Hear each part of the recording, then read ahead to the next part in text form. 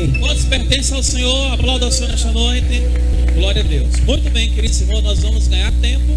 E eu quero convidar o nosso querido pastor. Pai, em nome de Jesus, eu quero te apresentar o teu filho, o pastor José Lúcio, Senhor, que estará neste momento ministrando a tua palavra aos nossos corações. E nesta noite a tua graça e o teu poder se manifeste nesta noite de maneira muito especial. E que vidas, Senhor, possam se render a teus pés nesta noite, para que vidas possam ser salvas, reconhecendo que tu és o Senhor e Salvador. Pai, obrigado por tudo, no nome de Jesus. Amém. O que é que Deus espera de vocês? Que vocês sejam apenas essa pessoa que vem para o culto a convite do pastor, se assenta, dão a paz do Senhor, aplaude o cantor, canta louvores a Deus. Tudo isso é bonito, mas nada disso teria valor se vocês não saíssem daqui revestidos de uma consciência de que precisam andar com Deus na vossa vida. É isso que Deus quer de cada um de vocês. Criar as vossas famílias no temor do Senhor. Por isso eu quero ter uma palavra para os casais, depois dou uma palavra de relação do casal com os filhos, e em seguida eu quero falar, se o tempo der, uma relação dos casais com a igreja, que é o corpo de Cristo.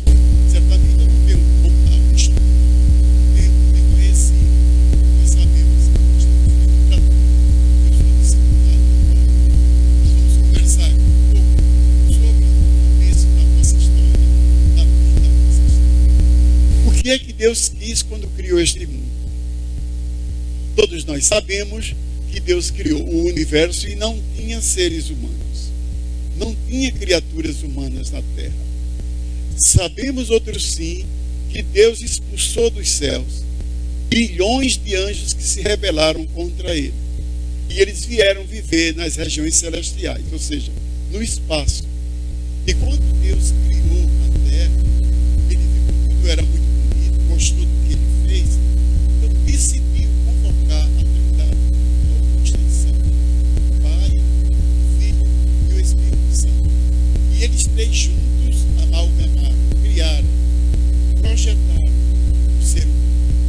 E Deus disse, façamos. Ele não fez sozinho. O Pai é individualizado, o Filho também, e também o Espírito Santo. São três pessoas e um só Deus. E ele disse, façamos o homem conforme a nossa imagem, da nossa semelhança. O que é que Deus queria com esse homem? Essa era uma nova geração de seres que Deus criou na terra. Como Deus não tinha quem o representasse aqui, e aqui estava povoado de demônios, os anjos rebeldes que foram expulsos, então Deus nos criou com esse objetivo, de você ser um representante dele aqui na terra. Deus queria que nós fôssemos seus instrumentos para trabalharmos, começando pelo nosso Pai, que ele colocou no jardim do Éden, que ele plantou de um modo especial e disse para ele que ele cuidasse, ele trabalhasse, ele lavrasse, cuidasse daquilo.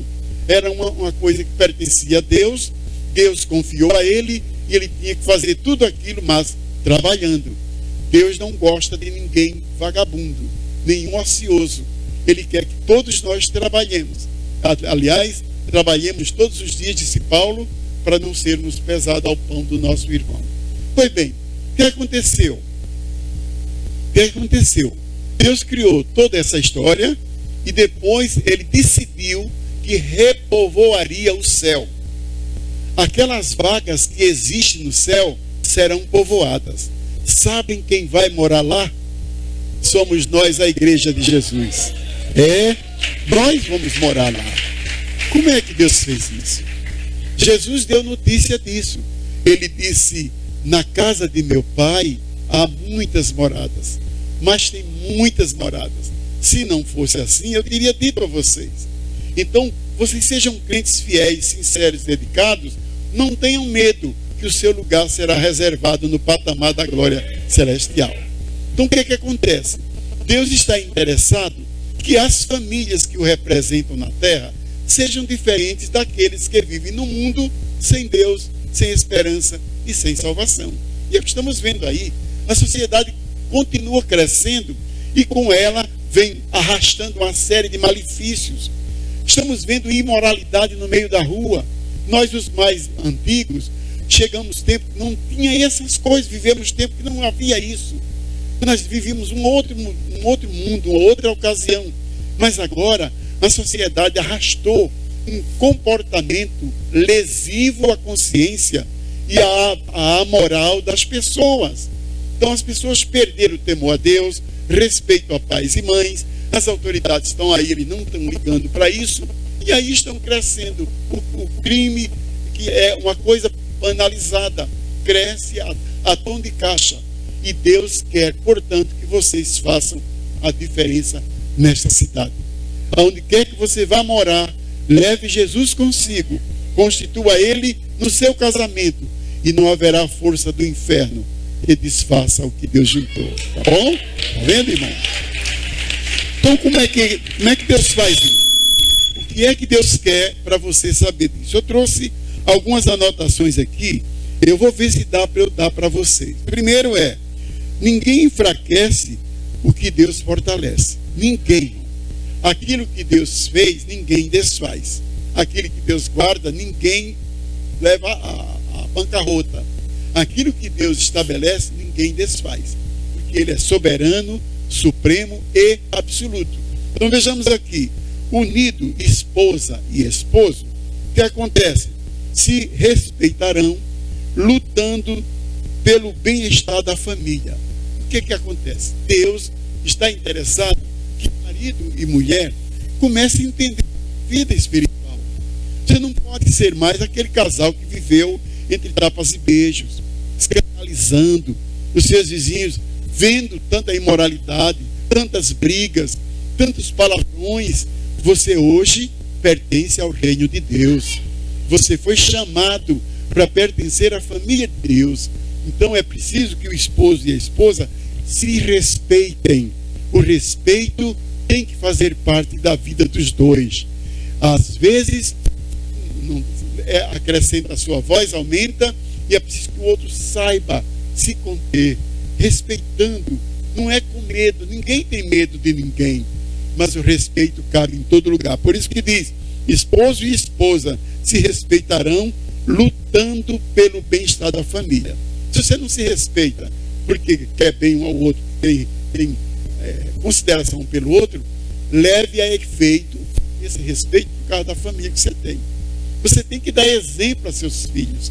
E os filhos que estão ao lado de seus pais começam a crescer vendo esse respeito, e eles vão adotar nos seus casamentos quando porventura vierem a casar. Então vejam bem, Deus quer em cada casal um modelo, gente. É um modelo para uma sociedade corrompida e corruptora que aí está, e dela não fazemos mais parte. Deus me tirou dela. Vocês pensam que eu não gozei muito a vida no mundo? Eu acho que não gozei, eu perdi minha vida lá no mundo. Agora eu gozo no Senhor Jesus Cristo. Tenho prazer em Deus, alegro-me no Senhor. Eu tenho um hábito de, todas as 3 da madrugada, me levantar. E eu não durmo mais naquela madrugada. Hoje, por exemplo, eu tive um contato com Deus muito grande, muito profundo. Foi um momento agradável. A minha alma se enriqueceu. Eu chorava de alegria, eu ria, eu falava com Deus de uma maneira tão gloriosa, sabendo que Deus estava ali comigo. Então há uma forma de Deus lhe recompensar, se você o busca, se você é sincero na sua vida de cristão. Se esforce. Não é fácil, não é fácil. Às vezes coisinhas miúdas tendem a atrapalhar as pessoas no lar. Mas é preciso que Jesus disse, ele deu um remédio para isso. Ele disse, negue-se a si mesmo, tome a sua cruz e siga. Às vezes um desabafo, uma ofensa, torna isso uma cruz para você. Você tem como reagir. Olha, eu não fui lutador de jiu-jitsu. Quantas vezes eu dei mãozada no pé do vidro de alguém e ele caiu? Porque eu tinha força. Eu tinha 42 meses de braço, acostumado a fazer exercício. Era uma pessoa habituada às coisas. Mas olha, eu não tenho mais medo de ninguém. Eu não tenho medo de ninguém, só que eu não preciso brigar com ninguém. Quando eu ouço determinadas coisas, eu vou falar com meu Deus, e eu já vi Deus agir de uma maneira grande. Certa vez eu fui vítima de uma perseguição de um chefe. Esse chefe já tinha sido baleado aqui em Santa Cruz.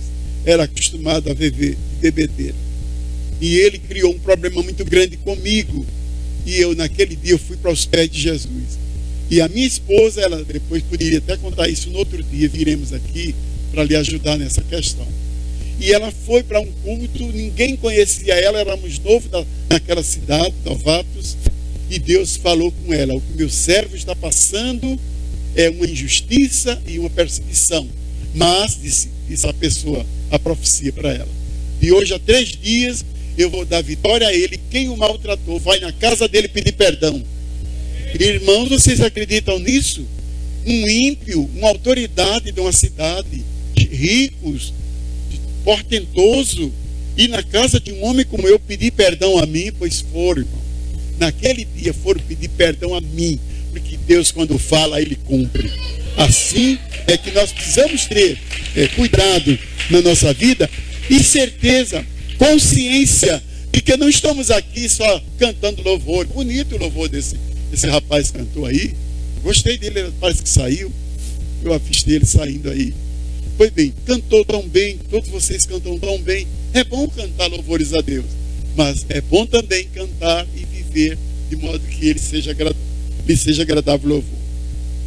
Então já vimos o primeiro item: esposo e esposa deverão viver compreendendo-se um ao outro, respeitando-se um ao outro, em função de quê? Para o bem-estar da sua própria família. Certo, irmão? Segundo, esposo e esposa resistirão às dificuldades que possuem. É preciso crer em Deus nisso.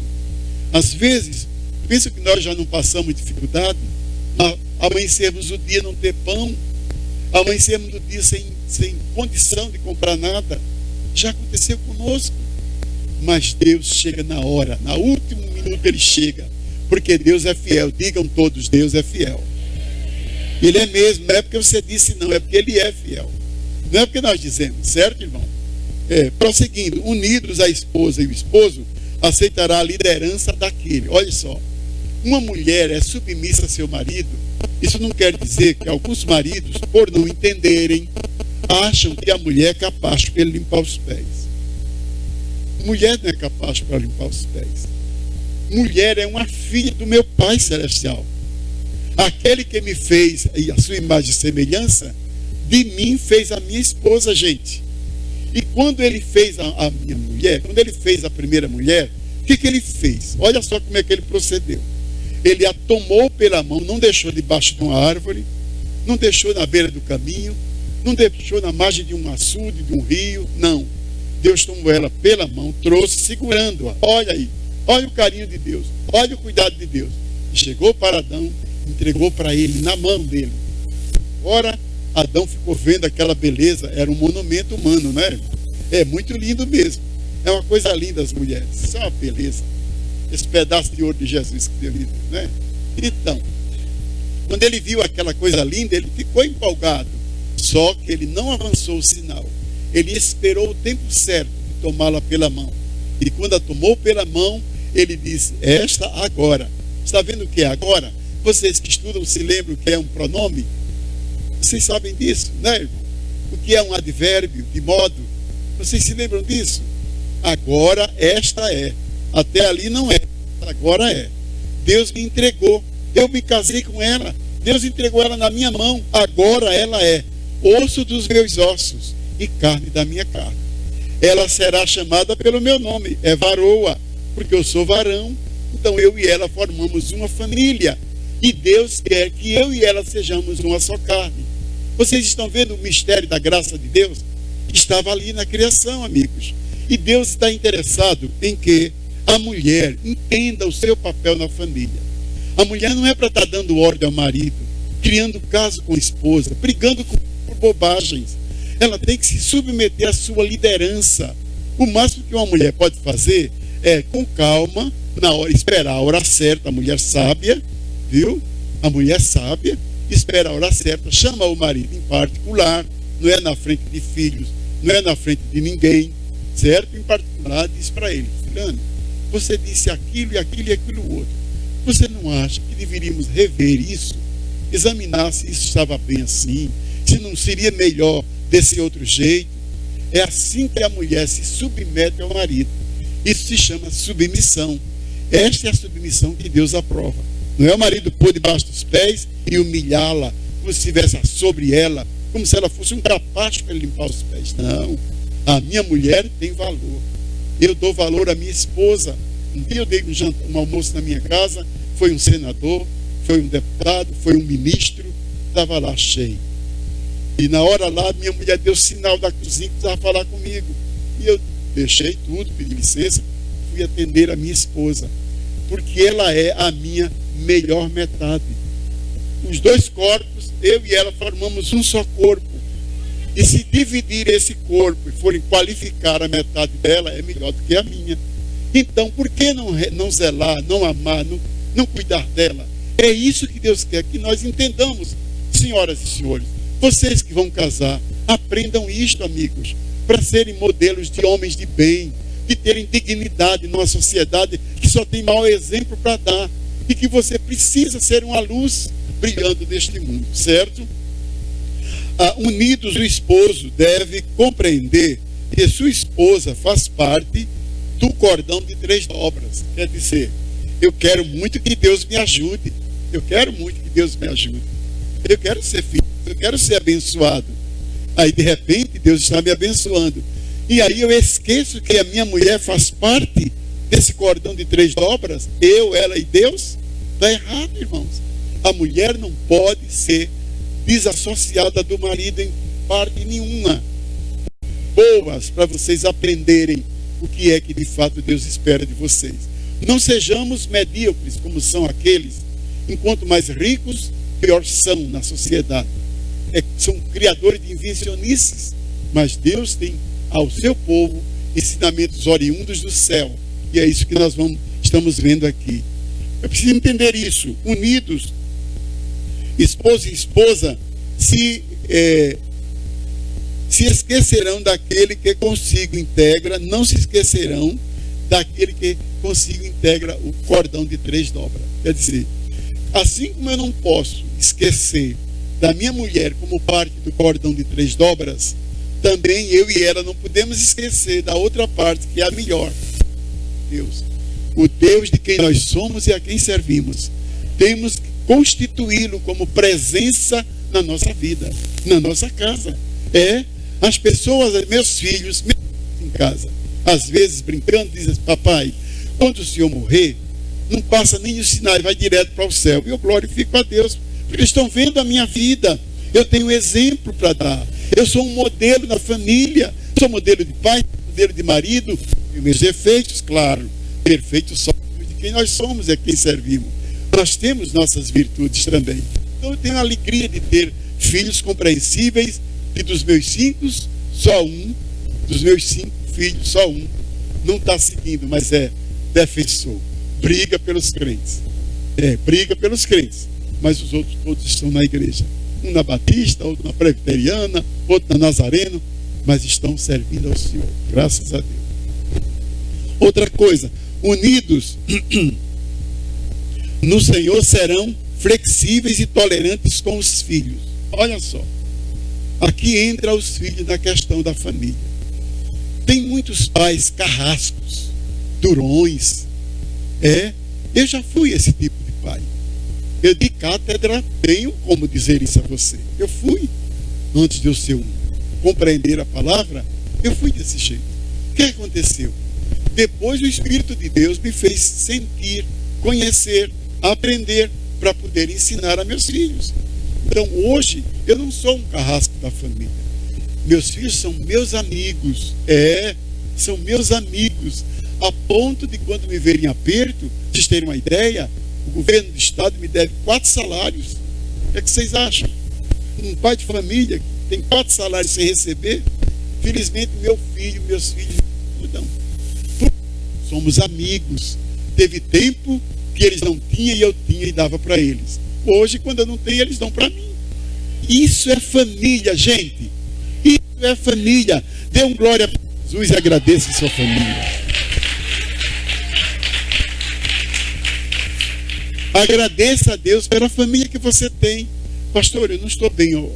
consciente do horário, me deu um sinal. Sim, mas me deu um sinalzinho quando faltavam uns 5 minutos.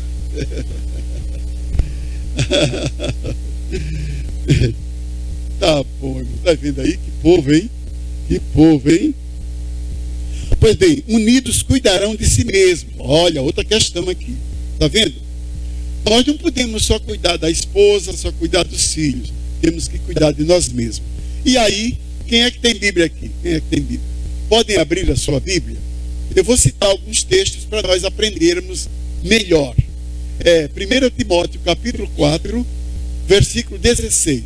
Nós vamos ter 4 lições aí, olha. Nesse texto, 4 lições. O meu amigo que está de chapéu já é um crente? Deus, prazer. Um abração para você. Depois eu quero lhe abraçar. Viu? Então veja bem. No texto que eu citei, tem 4 lições. A primeira delas, sempre as 4 são ligadas, estão vinculadas a cuidados. Certo? Olha só. Primeiro diz: tem cuidado de ti mesmo. Vocês estão vendo, irmãos? O que é que implica cuidado com você mesmo? Você tem que ter cuidado com a sua roupa, não andar por aí mal cheiroso. Tem que ter cuidado com a sua casa, não deixar a sua casa suja, lixo. Tem que ter cuidado com a casa de Deus, ajudar no que for preciso. Tem que ter cuidado com os seus filhos. Tem que ter cuidado com a sua saúde. Tem que ter cuidado com o seu banho. Tem cuidado com a sua alimentação. Tem cuidado de ti mesmo. Você não deve ter cuidado com os outros, mas com você sim. Estão vendo isso, jovens? Tem muita gente que está olhando muito para a vida do outro, mas Deus ensina que você olhe para você.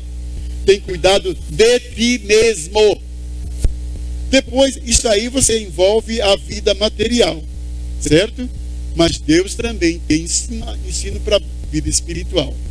No texto, no mesmo versículo, a frase seguinte diz assim: tem cuidado da doutrina. O que é a doutrina? A doutrina são os ensinos do reino de Deus. Então você deve ter cuidado de guardá-la, cumpri-la, segui-la, mentalizá-la, guardá-la. Como é que você mentaliza? Deus deu um método, sabiam? Deus tem um método. Eu tenho pena porque eu não preparei isso. Como é que posso depois fazer isso? Para eles em casa estudarem. Eu gosto disso. Eu gosto de ensinar e dar o vetor para vocês acompanharem o ensino. Então, como é que você mentaliza a doutrina que deve ter cuidado por ela? O Espírito de Deus deixou um ensino para isso. Vocês querem aprender? Vocês querem aprender, jovens? Os jovens querem aprender? Levante a mão. Não tem problema se não usou Rexona. Brincadeira, viu? Brincadeirinha. Pois bem, vamos aprender abrindo em Filipenses capítulo 4 e versículo 8. Tem aí 8 lições para nós. Uma só lição com 8 desenvolvimentos, certo? 8 segmentos para nós fazermos, tá bom? Vamos ver. Ele diz o quê? Quem é que vai ler para mim, por favor? Ah, que bom. Muito bem, essa é uma capacidade, essa moça. É linda como a mãe, tá vendo? Tá vendo, meu? Você é um bem-aventurado. Casou bem com essa mulher, parece uma miss. É muito bonito. São meus queridos há muitos anos, eu os amo. São admirados por mim há muitos anos. Faz tempo, né, irmão? Aí sai uma beleza dessa. Uma flor de Bulgari que é branca e cheirosa, tá vendo? Vamos lá. Finalmente, irmãos, olhe, observe a palavra tudo. A palavra tudo está em voga aí, certo? Isso tudo é para quê? Para você mentalizar a doutrina. Lembre-se que eu estou falando do texto de 1 Timóteo 4,16. Agora, tem cuidado da doutrina. Como é que vamos ter cuidado da doutrina? Mentalizando as coisas que Deus nos ensina. E ele aqui dá um vetor. Finalmente, irmãos, tudo que for verdadeiro. Só o que tem verdadeiro é a doutrina de Deus. As doutrinas que vêm por aí, mentirosas, falsas, os fake news da vida, não aceite. Não é para isso que Deus quer lhe convocar agora. Tudo o que é verdadeiro, tudo o que for nobre, uma coisa digna, é muito bom você ser nobre. A pobreza não impede você ser nobre. Tem muitos nobres que são pobres, miseráveis. mas tem muitos pobres que são nobres de caráter, de personalidade. Certo, irmão? Então veja bem, tudo que for nobre, tudo que for correto, nada de andar por aí escorregando nas mentiras, nas fraquezas dos outros, seguindo modelos errados. Não, senhor, é o que for correto. Tudo o que for puro, nada de impurezas. Tem coisas aí que se faz às escondidas que são impurezas, viu? Tudo o que for amável, tudo que for de boa fama, se houver algo de excelente, ou algum louvor, ou digno de louvor, pensem nessas coisas. Tudo isso está dentro da doutrina. Tem cuidado de ti mesmo e da doutrina. Como é que você tem cuidado da doutrina? Pensando assim. Você está vendo como é fácil você seguir a Jesus? O pastor não está na sua casa, mas a Bíblia está. É só recorrer à palavra e o Espírito Santo estará ensinando a vocês. Na nossa ausência, Deus se fará presente. Amém, irmãos? Isso é importante, certo? Pois bem, a terceira parte do versículo diz assim: porque fazendo, continua nestes deveres. Você botou 1 Timóteo 4,16? Olha só. Primeiro foi, tem cuidado de ti mesmo. Segundo tem cuidado da doutrina, com esses segmentos que eu mostrei. Agora persevera nisto. Continua nestes deveres. Esse persevera aí significa dizer, continua nestes deveres. Que deveres? Guardar a você mesmo, ter cuidado de você e ter cuidado da doutrina. Esses são seus deveres hoje. Hoje, Deus está dando para vocês a consciência desse dever. Amém, irmãos? Hoje, vocês estão incutindo em vocês esses deveres. Tem cuidado de ti mesmo, tem cuidado da doutrina e perseverem, continuem nesses deveres. Por que devem fazer isso? Porque fazendo isto, você vai ter dois grandes benefícios. Primeiro, salvará você mesmo. E segundo, as pessoas que lhe cercam. É simples assim. Está vendo, irmão? É muito simples a palavra, certo? Então, irmãos, é imperioso que nós sigamos os ensinos da palavra de Deus, lembrando-nos disso. Unidos no Senhor, serão flexíveis e tolerantes aos filhos. Por que tolerar os filhos? Voltando à história dos filhos. Você sabe que a mulher é uma dádiva de Deus. Quantos homens tem aqui casados? Quantos maridos? São poucos, né, irmão? Poucos. Quantas moças solteiras estão aqui? Tem muita gente que precisa de casar, né, irmão? Isso é paciência. Vamos no passo. Né? Pois bem. Então vejam bem que coisa prática Deus tem para nós.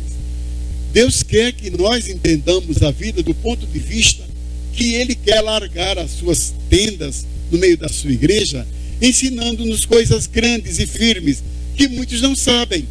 E é isso que Ele quer passar para nós agora. Escuta só. A Bíblia diz, no capítulo 19, versículo 14 de Provérbios, diz assim: a fazenda, as riquezas, para nós, vem dos pais. Mas a esposa, de onde vem? Deus preparou para nós.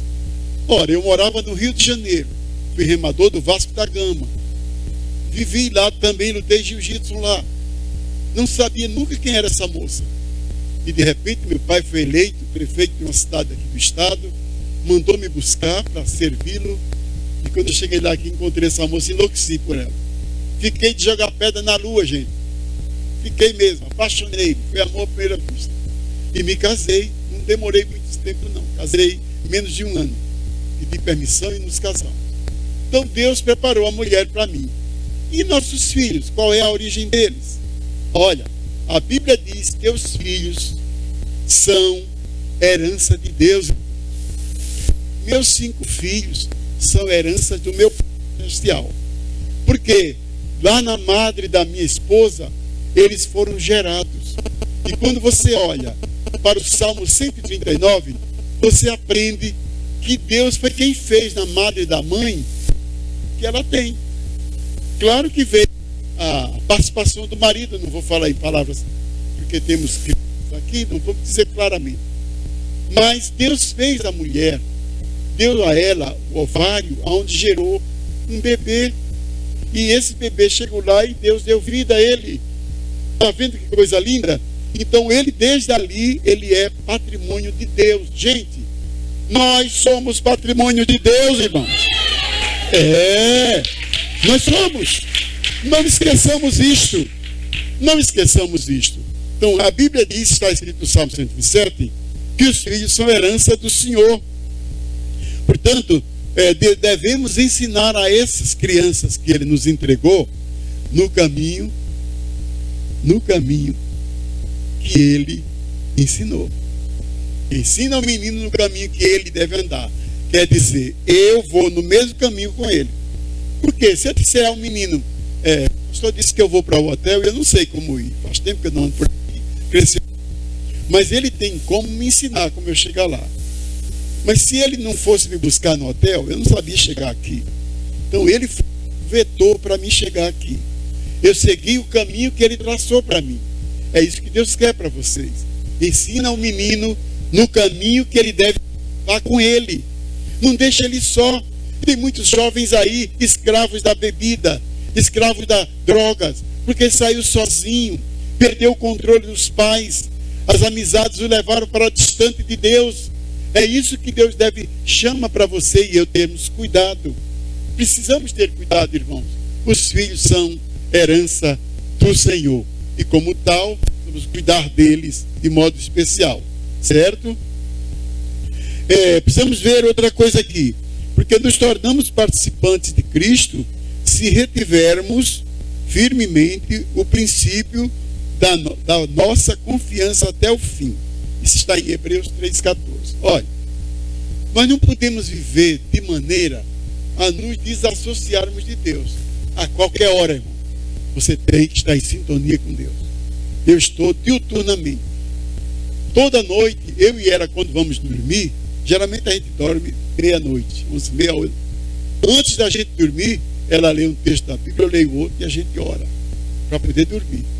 Quando é 3 da madrugada, eu me levanto, vou para o meu cenáculo. Eu tenho um cenáculo que eu não fico no quarto, porque o ar-condicionado é muito poderoso e ela tem problema.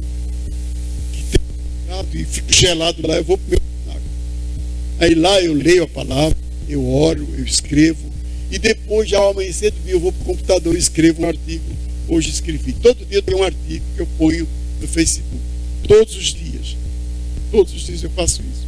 Então, irmãos queridos, é preciso que nós entendamos que a nossa confiança em Deus não deve fraquejar. E para não fraquejar, temos que cuidar de nós mesmos. Querem ver outra lição? Vamos aprender mais 4 lições em um versículo só. Abra sua Bíblia em 2 Coríntios. Vocês vão ver como é que Deus tem interesse que eu e você andemos em novidade de vida, gente. Deus quer que isso aconteça conosco. Não é o pastor que quer. Bom que ele visse toda essa cidade genuflexas aos pés de Jesus, de joelho aos pés de Jesus. Mas ele não pode fazer isso, nem eu, nem nós. Mas Deus quer que todo esse povo esteja aos seus pés. Está vendo? E como é que ele quer? Ele quer que nós, pelo menos, que conhecemos a sua palavra, façamos isto. A partir de quando? Vamos ver agora. 2 Coríntios 13:5. Existem aí 4 lições. Vamos aprendê-las agora. 4 lições. A primeira delas é assim. E Deus quer que eu é que faça. Ele não manda o pastor fazer em mim. E nem eu fazer em ninguém. Ele quer que eu faça em mim mesmo. Ele diz assim: examinai-vos a vós mesmos se de fato você está na fé. Ali tem outra versão. Examine-se para ver se vocês estão na fé. Está no mesmo, certo? É a primeira lição. Você tem que fazer com você, gente. Como é que está você no seu dia a dia? Como é que você passou o dia de hoje? Já parou para pensar? Teve alguma coisa durante o dia que você fez que não era digno de um crente fazer?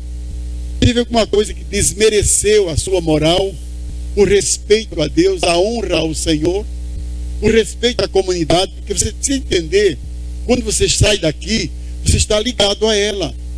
Você está vinculado ao corpo de Cristo. A igreja é o corpo de Jesus. E você está ligado, não é só a essa de Santa Cruz, não.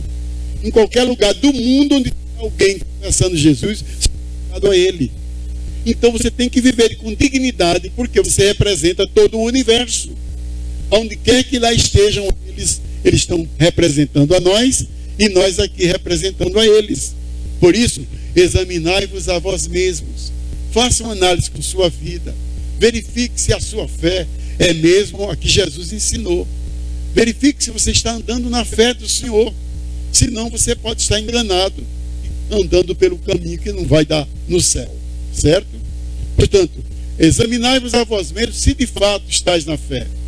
Provai-vos a vós mesmos. Eu que tenho que fazer prova de mim, irmãos. E sabe que no dia da Santa Ceia, o Espírito Santo mandou fazer isso? Examine-se cada um a si mesmo. Tem muitos crentes que têm mania de querer olhar para a vida dos outros. E na Santa Ceia aponta, aí fulano vai tomar ceia. Será que ele vai? Eu soube disso. Não cabe a você fazer julgamento. Cuide da sua vida. Examine-se cada um a si mesmo. E assim, uma vez examinado, coma do pão e beba do cálice. É isso que Deus tem para nos ensinar, amigos. Famílias de Deus que aqui estáis. Tenho certeza de que Deus quer muito usufruir da vossa companhia, entregar a vocês ministérios. Estão pensando o quê? Alguns de vocês em breve serão pastores. Se não aqui, mas em outro lugar, quem sabe? Quem sabe na hora do trabalho você vai encontrar uma pessoa fraquejando, querendo se suicidar, mas você tem Jesus e pode falar de Deus a ele. Deus tem muita forma de utilizar nossos talentos. Portanto, examinai-vos a vós mesmos se estáis na fé. Provem a si mesmo, provai-vos a vós mesmos. Aí ele faz um questionamento aí. Ou não sabeis quanto a vós mesmos que Cristo está em vós? Você não sabia disso? Será que tem alguém aqui que é crente e não sabe disso? Meus irmãos, como é que Cristo está em nós? Vamos recorrer à palavra? Eu gosto de ensinar pela palavra. Em João capítulo 6, versículo 63, Jesus disse assim, olha, ele disse, o Espírito é o que vivifica, a carne para nada aproveita. As palavras que eu vos tenho dito são Espírito e são vida. Estão vendo aí, irmãos? O que é que Paulo disse lá em Colossenses 3,16? Ele diz assim, a palavra de Cristo habite no vosso coração. Ora, se a palavra que ele falou é Espírito e vida, e a palavra está em mim, quem é que está em mim? É o Espírito. Então Deus fez de nós um templo e morada do Espírito do Senhor. É preciso que você tenha consciência disto, amigo. Tome cuidado na sua vida, cuidado de si mesmo, examine-se a si mesmo, se você está na fé, certo? E faça a prova de si. Ou você não sabe, ou você esqueceu, ou nunca aprendeu. Quanto a você mesmo, que Cristo está em você. Mas ele tem uma advertência final. E essa advertência final é bombástica, é séria. Ele diz assim, a não ser que você já esteja reprovado. Está vendo aí, amigo? E Deus não tem interesse de que ninguém de vocês seja reprovado aqui. Ele quer todo mundo aqui para entrar no céu, para se misturar com anjos e arcanjos, querubins e serafins, seres viventes, e adorar a Deus para sempre. Isso é o que Deus quer, amigos. Então se esforcem, lutem, famílias queridas, que aqui estáis, saibam que Deus levantou este homem, porque Deus queria que neste recanto desta cidade, este pequeno pedaço de terra, que é separado como uma parte do reino de Deus, é uma agência do reino de Deus aqui, ó.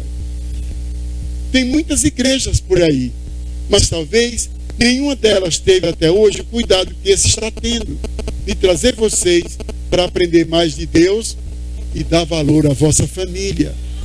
Se a família perde o seu valor, o que é que sobra para vocês? Pessoas desmoralizadas, pessoas que vivem por aí sem objetivo na vida. Portanto, meus caros irmãos, é importante que vocês aprendam isso, e unidos cuidarão de si mesmos, observando a palavra de Deus. Perceberão que quem mais de perto vos rodeia são os seus filhos. Os seus filhos são quem mais estão perto de você. E tem muitos pais, eu conheci um que ajudava todo mundo, amigos dele, mas não ajudava os filhos. Isso não é um descalabro, isso é uma tristeza. Isso causa náusea, tristeza, angústia. O filho vê o pai ajudando os outros e não ajuda a si. E não é isso que Deus escolheu para vocês. Vocês são pessoas especiais. Esse rapaz que está aí, esse barbudo, elegante, que canta bonito, que salmodiou a Deus, estava observando, salmodiando ao Senhor. Está com um bebê no seu colo. Você não trouxe ele ao mundo pela sua força. Deus gerou na madre da sua esposa. E aí está no seu colo, materializado, uma bênção de Deus que veio do céu.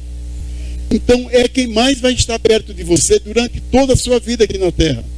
Por isso precisa cuidar dos seus filhos. A igreja é uma instituição que Deus trouxe ao mundo para ensinar a quem não havia aprendido antes. Se ensina tudo da escola. Hoje estão ensinando até imoralidade e safadeza. Mas não se ensina que Deus dá valor à família. Vocês são especiais aos olhos de Deus.